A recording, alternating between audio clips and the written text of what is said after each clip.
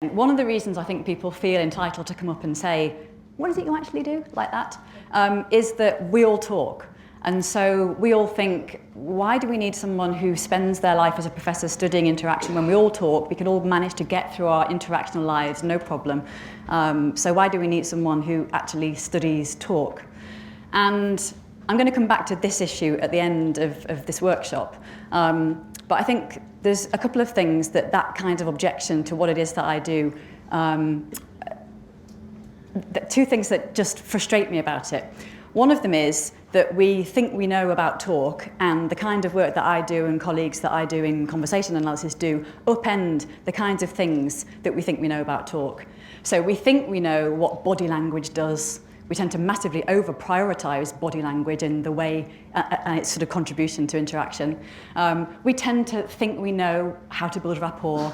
And these sorts of things that we think we know about talk that turn out to be actually empirically incorrect when we actually look at talk are the sorts of myths about interaction that are also sorts of things that put up barriers to online interaction and online ADR. And I think some of those things we've sort of already started to hear today, which is that if you're doing something online, then it's lacking something.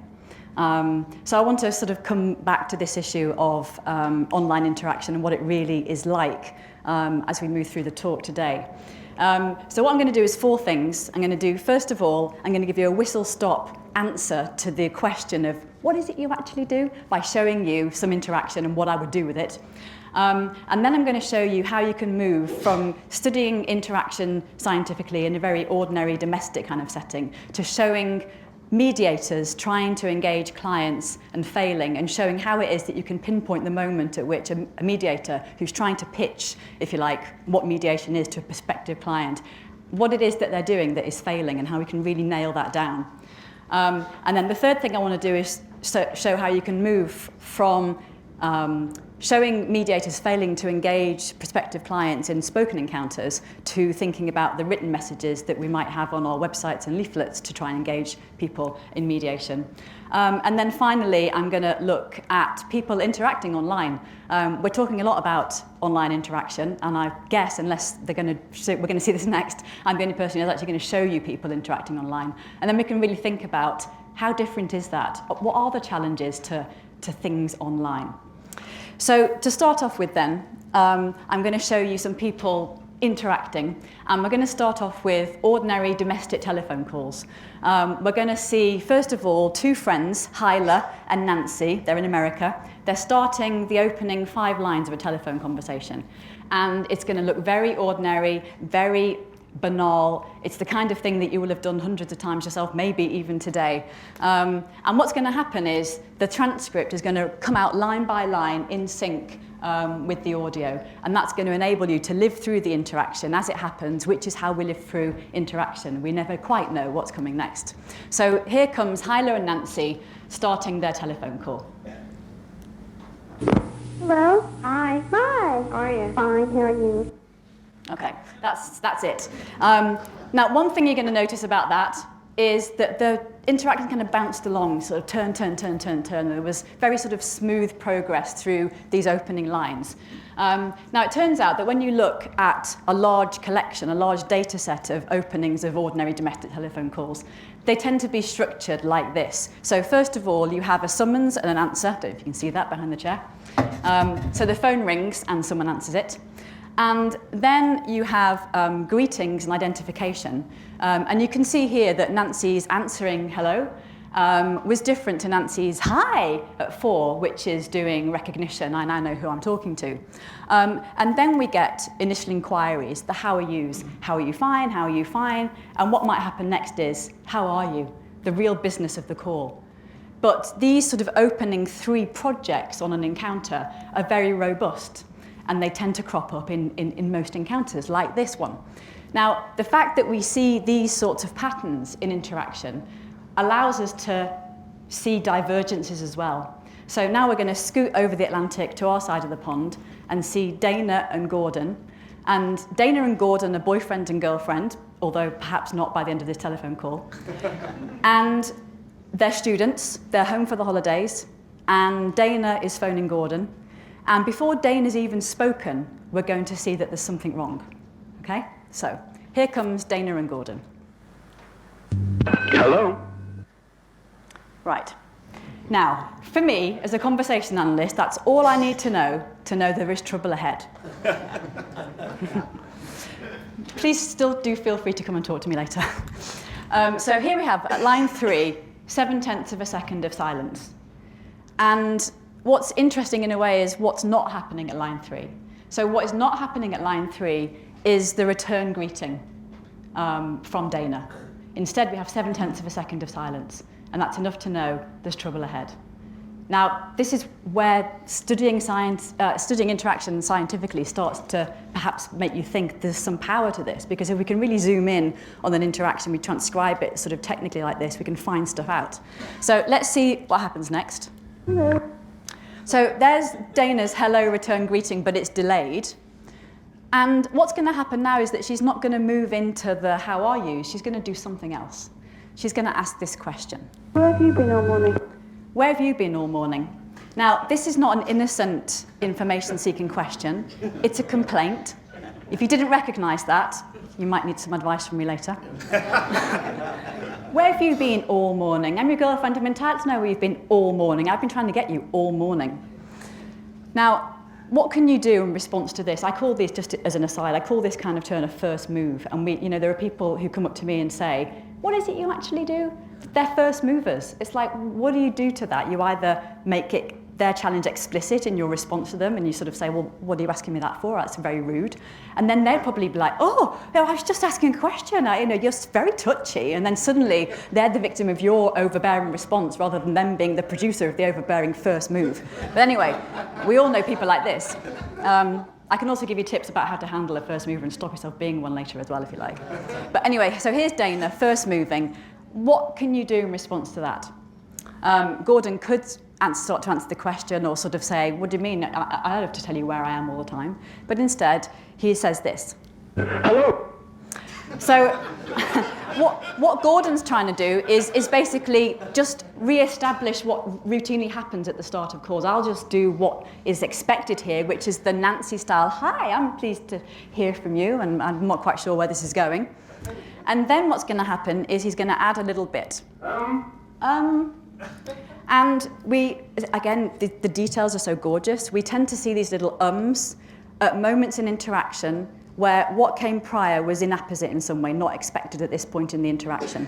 So Gordon is now going to answer the question, but not before he's pushed back against her first move, slightly aggressive question, marked it as inapposite at this point, and now he'll answer the question. I've been at a music workshop. And now what he's going to try and do is move on to initial inquiry, so move into the next thing that happens in the encounter by asking the question. How are you?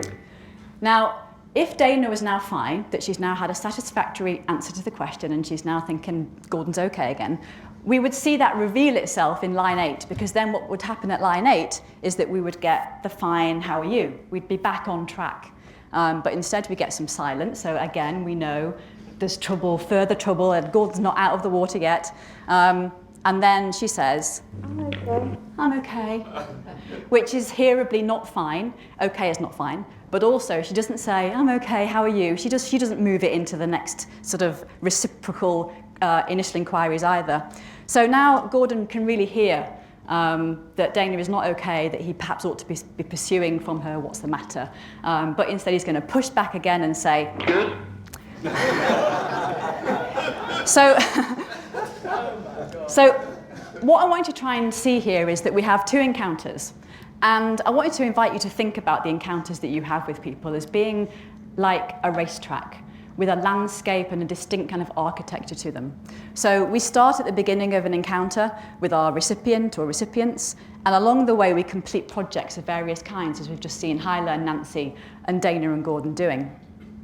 So if you think about the encounters that you have with clients or with your partner or with your kids or at the checkout in the supermarket or on a first date or with the doctor, all of those things have a landscape to them with projects that you complete along the way, and there are different sorts of projects, so greetings and partings and questions and offers and complaints and flirts and storytellings and assessments and so on.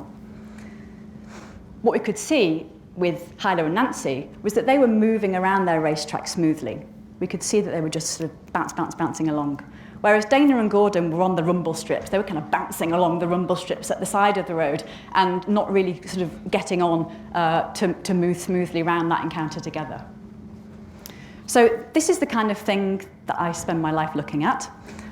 So what we do as conversation analysts is collect hundreds of encounters of the same type, and then we transcribe them in a lot of forensic detail with a lot of linguistic and phonetic information, and then look at the entire landscape of the encounter and try to identify all the constituent things that comprise that complete encounter.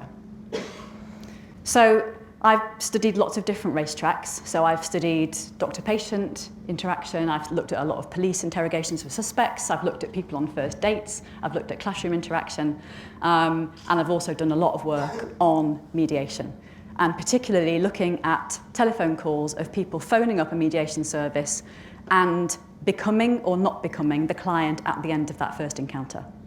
So I'm going to just show you one example of one bit of zooming back out again, if you like, and thinking about the landscape of an initial inquiry between someone phoning up a mediation service and speaking to a mediator. One of the things we can do is zoom in on the moment at which the mediator starts to explain what mediation is. So this is a project that happens on that racetrack.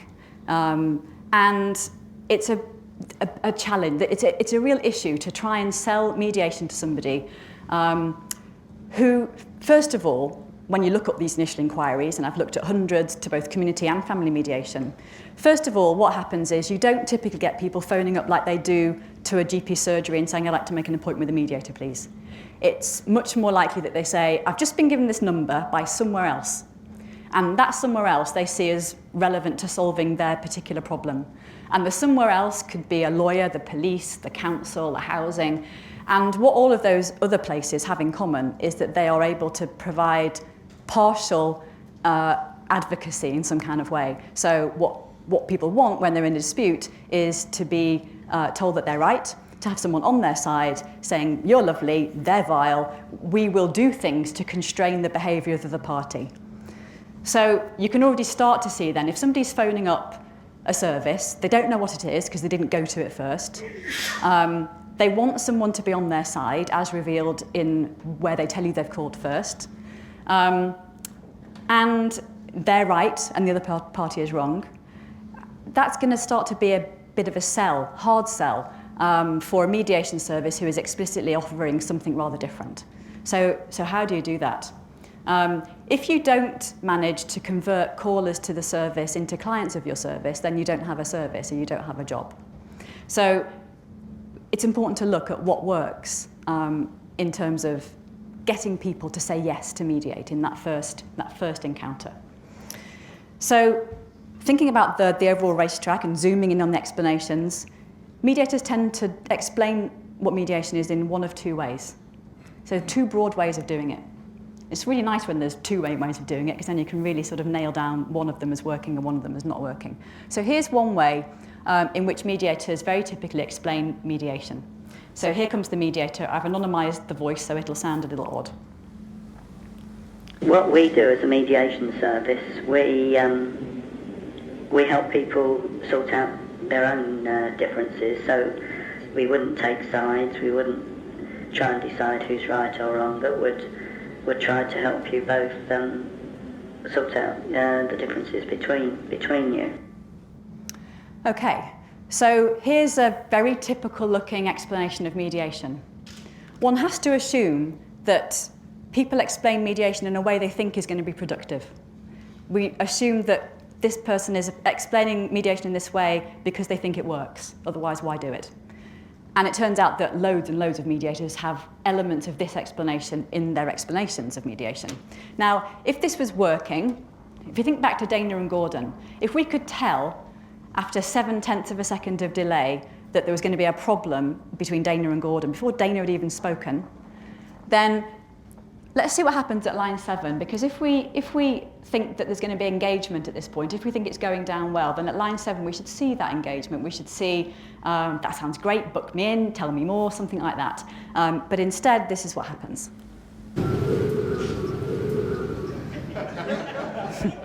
Okay, so 2.5 seconds. We already know we don't almost need to see what happens next, but we know that what's going to happen next is not a book me in immediately type of response, and instead we're going to get this. Well, to be quite honest, I don't think she'd cooperate. Okay, so this is the most common way for clients to not become clients, in fact, to say they're the kind of person who won't. And this is, absolutely fitted to where the caller is coming from, which is, I'm lovely, they're horrible. You've just offered me a two-sided kind of approach to mediation, and I'm going to get out of that by saying they're the kind of person who won't do it. Now, this explanation is what I would call a kind of philosophical, ideological sort of explanation. It's an explanation of mediation for mediators. It says what their ethos is.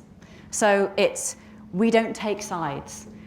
We don't try and decide who's right or wrong.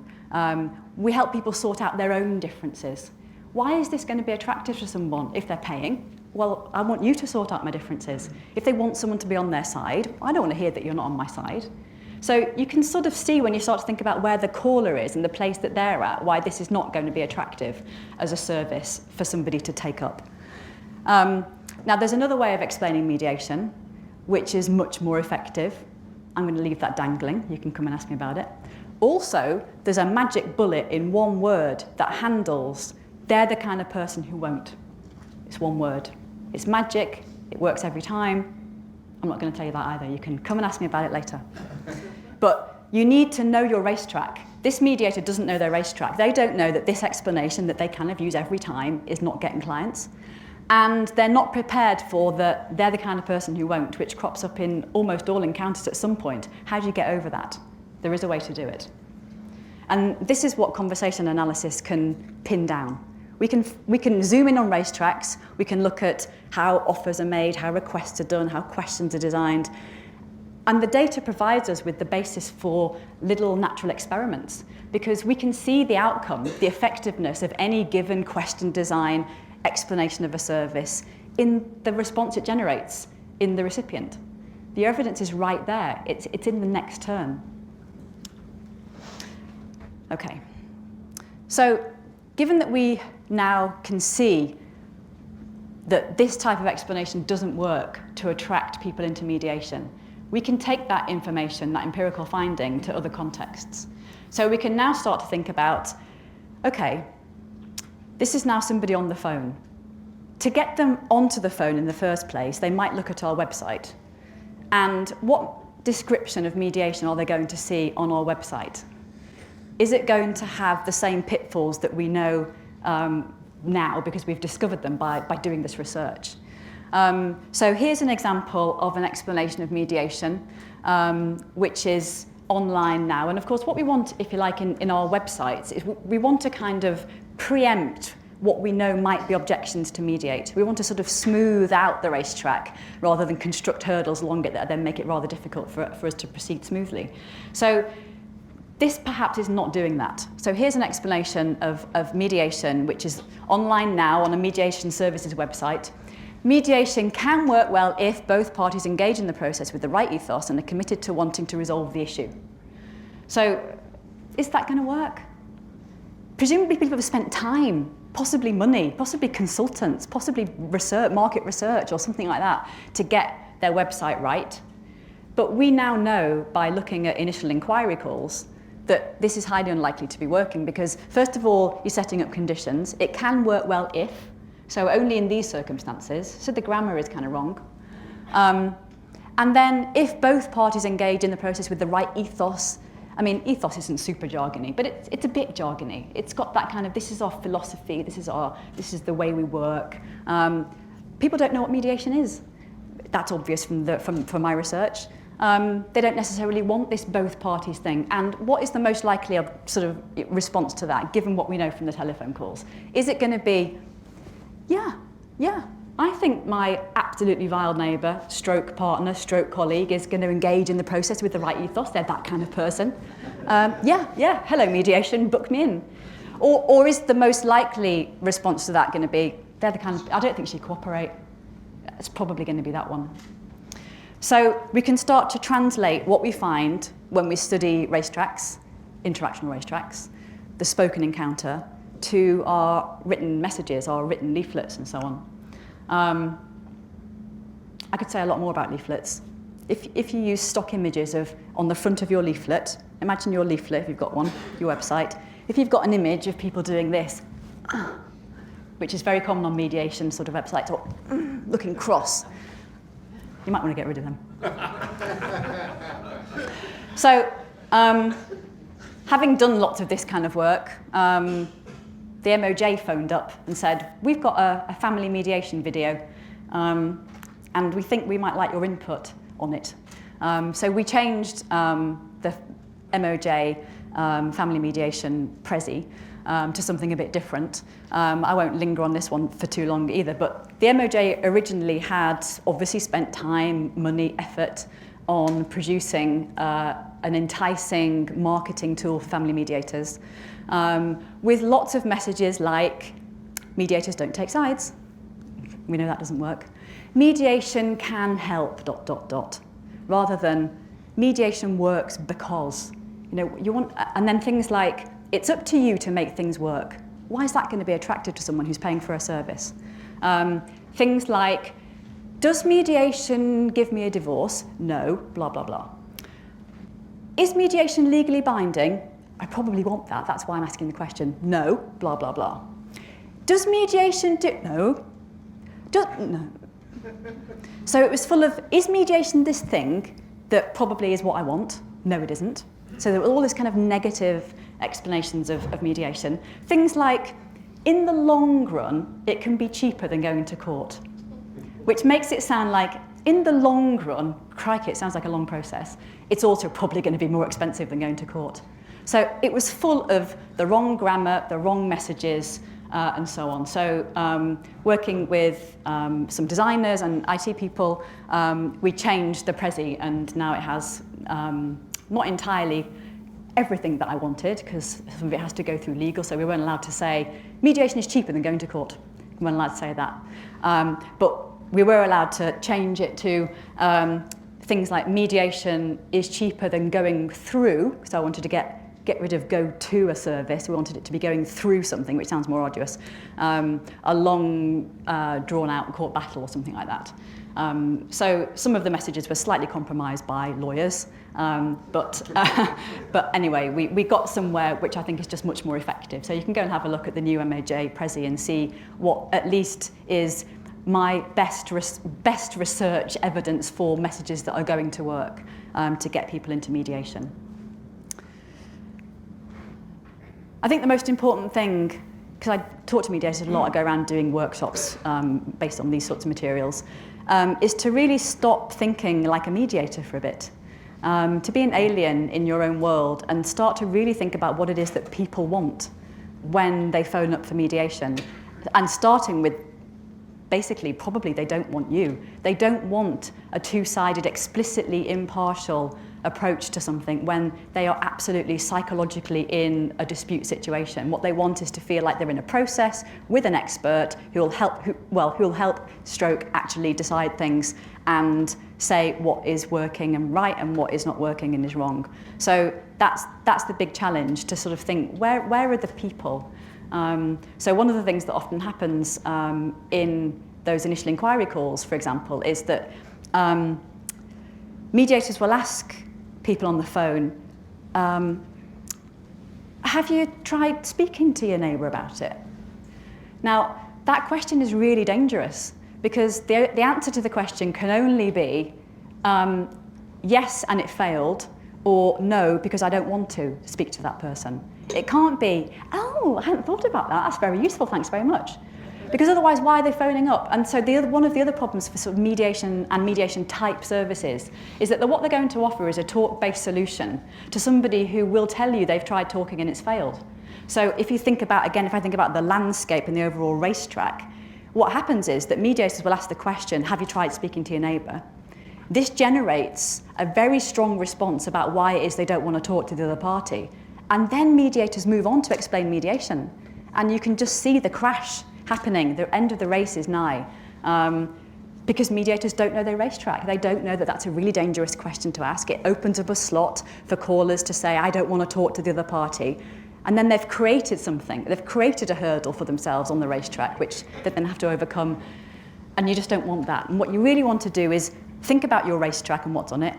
Think about the separate projects that are sort of on the way to getting this person to say yes, and then optimize each one of them. So get the explanation right, get the questions right, get the empathy right, get the transitions from one thing to the next right. Okay, I'm going to finish by talking a little bit about interaction and participation. I'd originally called this bit online versus face-to-face, but that sets up a dichotomy that I think is one of the barriers to ODR. And that is that people think, as I said, they think they know about talk. What is it you actually do? They think they know about talk, so they think they know what is likely to happen if you're online with somebody, and online doesn't do this and it does do that, and the telephone does this and it doesn't do that. And if you're communicating solely in gestures, then that does something and it doesn't do something else. And we think we know about talk. We also think that face-to-face is somehow primordial and everything else is lesser than. But we're a long way from that. We know how to interact in loads of different modes. We know how to phone up double glazing sales, and we know that we need to do something a bit different to when we phone the doctor, to when we talk to our parent. They're all on the phone, but they're all different. And humans are really good at basically, building actions in lots of different types of settings. So just to remind us about Dana and Gordon and Nancy and Hyla here, and the basic sort of opening structures here of these are telephone calls, someone's answering, greetings, identification, initial inquiries. I'm going to show you, first of all, a Skype chat with my dad. This is my dad. I said, do you want to be anonymised, Dad, in the talk that I'm going to present? And he said, no, it's fine. So this is just the opening moments of me and Dad Skyping when I came back from a trip earlier this week. So first of all, there is one thing that's going to be different about something like Skype, and that is that the summons and the answer is a little bit different, except that, of course, you still do have a ring and you still do have an answer, but you know who's on the other end. So if you think about a mobile telephone call, the identification thing might be done already for you. So, of course, there are differences in different sorts of modes of communication, modes of interaction. But remarkably, the projects that we do along the racetrack are really rather similar. So here's Dad and I Skyping. Hi, Liz. How are you? I'm fine, thanks. How are you? Yeah, that sounds like a fantastic time. Okay, my dad's from Sunderland, you can probably hear the accent. So, hi Liz, how are you? I'm fine, thanks, how are you? Yeah, sounds like you had a fantastic time. So we have the same things happening again. So we have the greetings, the identification, we have the how are yous, fine, how are you, fine. Dad and I going along quite Hyla and Nancy style, we're happy, we're sort of haven't talked for a while, so we're happy to talk. There's nothing special going on. We're on Skype, yes, but there's nothing special going on. It's just interaction. We can see each other. We might not be able to see each other from the phone. But I suppose what I want to say is it's utterly banal. We don't want to start creating boundaries and barriers to things like online communication because we have all these ideas about how different it is. Just look how ordinary it is. Okay, so something else that's really ordinary. This is data from a PhD student of mine she finished her PhD last year, and she did it all on instant messaging on Facebook chat. And the whole thesis was basically about the similarities and differences on Facebook chat to spoken encounters. And yes, there are differences, but there's an awful lot of remarkable similarity. One of the differences is that when you're talking, you can't edit it, delete it and let the recipient only hear the thing that you ended up with. Okay, so if you start to make a mess of something, you can't, it's out there. So if you start a turn, and then move somewhere else, you can't delete the first bit. Now, of course, you can when you're typing. One of my favourite bits of her thesis was looking at the way people type, kiss, kiss, kiss, kiss, kiss, delete 2. A minute goes by, kisses, another one's added. Another minute, delete them all. Send none. or send 5. The calibration and recalibration of kisses is actually rather fascinating, and of course quite different from social interaction. So if you're going to meeting somebody, if you're going for the double sort of cheek thing, or you might get that a bit of a mistake, you can't delete it and repair it. It's kind of out there. You already made the mistake with the double kiss cheek thing or whatever. Or if you're going for more of a passionate kind of kiss, you can't sort of like take that back. It's kind of out there already. But you can do that online. But anyway, the remarkable similarity of online messaging. So here's the start. You can probably just about see it. It's not particularly high-res video. But here's people typing on Facebook. So we've got, hey Myra, how are you? Hey you. I'm not too bad, thanks. You? So again, it's what, it's very commonly there at the start of a Facebook chat. She did have Facebook chats that started with things like, fish ate my feet. And that was the opening kind of line. But quickly you would still get into the how are you, so that you would still have this rather robust way of opening an interaction. Just here's another one. So we've got the summons and the answer. Of course, the summons and the answer is a bit different as well, because if you like, the summons, the sort of equivalent to the phone ringing, is the message popping up, so you already know who it is, a bit like Skype. So the identification stuff is different. But in terms of what it is that people are actually doing, which is greeting one another, doing the initial inquiries, it's so similar. So here's another one. Hey you.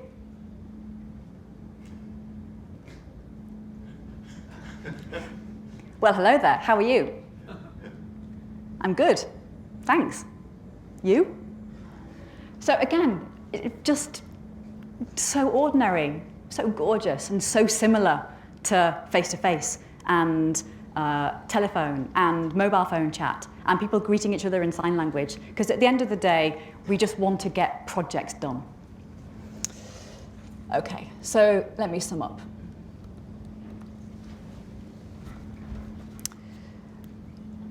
I sort of said when I was getting slightly thrown at the start of my talk about these speakers, that people ask me this question, what is it you actually do?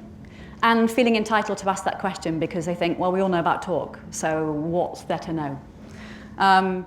Yes, we all talk, and what I do is identify people doing talk stuff really well and turn that into training, as well as looking at people doing talk stuff not so well and sort of showing that as well in training. But what we're not very good at is talking about talk. So I said that there was one magic bullet word that got people to say yes, even when it looked like the person was looking like they were going to say no to mediation. But you probably can't intuit that, even though some of you might use that word. But you can't think back and know that that worked. That's why you need conversation analysts to zoom in and find out what it was that worked.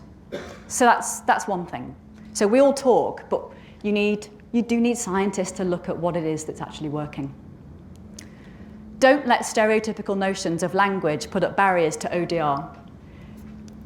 People think they know about body language. I'm constantly asked things like, but isn't communication 90% body language? No. If it was, we wouldn't need any foreign languages. Of course it isn't 90%. Rubbish, where do these things come from? But they're very there, and they're very powerful kinds of things that make us think we know about body language, we know what builds rapport, we know what silence does, we know what all these things do, don't we? We know men and women talk differently, don't we? And loads of other things like that. And we have, I think, equally stereotypical notions of what, therefore, is happening online. Online talk is limited in this way, isn't it? And it doesn't do this, does it? Well, it's different, but as you can see, people just want to get stuff done. And they tend to want to get the same sorts of things done. And this is because human interaction is for building action, regarding, but regardless of setting and mode. And so what I mean by that is, we all have language and it's built for getting stuff done. It's how we live our lives, how we get through the day. The machinery of our lives is sort of, churning out our relationships and fixing them and breaking them and living them and repairing them and so on. So human interaction is for action. And sometimes, of course, we are regarding the particular mode and setting that we're in. But it's also regardless of that. We just want to get stuff done. We have projects to get through, and that's what we do. So my final word is just know your racetracks and try not to build straw arguments about, but talk's like this, isn't it? Because most often, very often, you'll be wrong. Thank you.